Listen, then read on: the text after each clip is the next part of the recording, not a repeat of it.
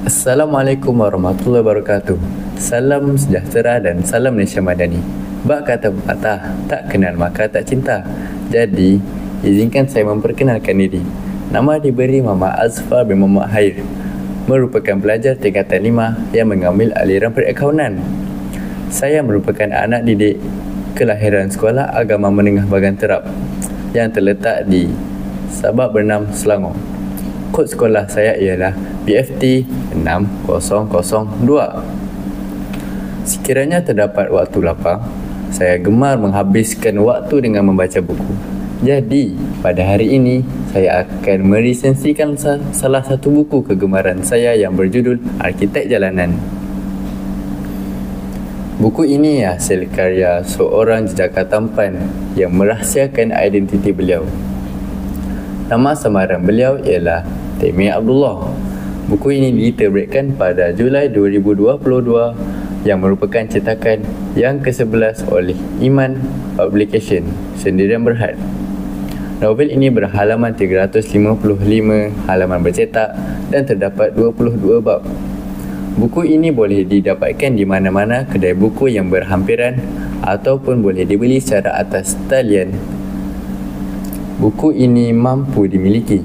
Harga yang ditawarkan untuk Semenanjung Malaysia ialah RM30, manakala untuk Sabah dan Sarawak pula RM33.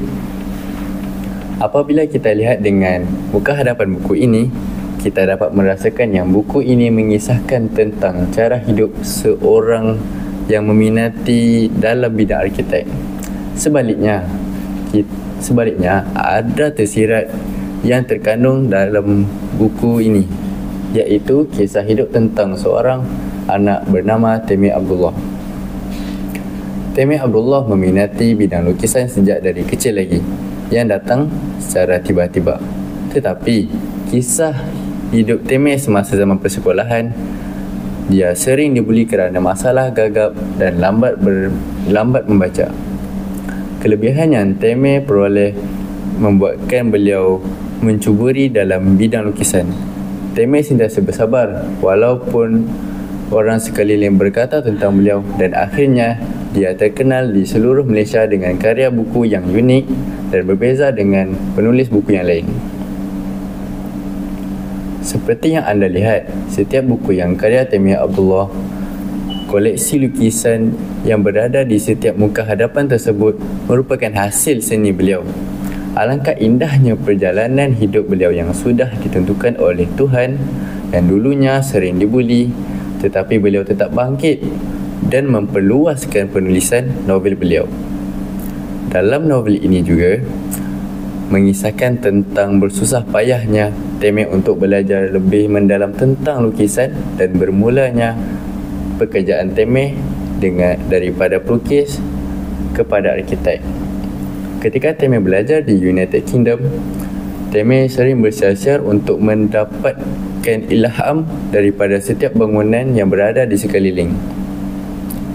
Dengan ini, nilai yang terdapat ialah berusaha bersungguh-sungguh untuk meluluskan pengajian beliau dan haruslah merajinkan diri terhadap minat yang kita suka.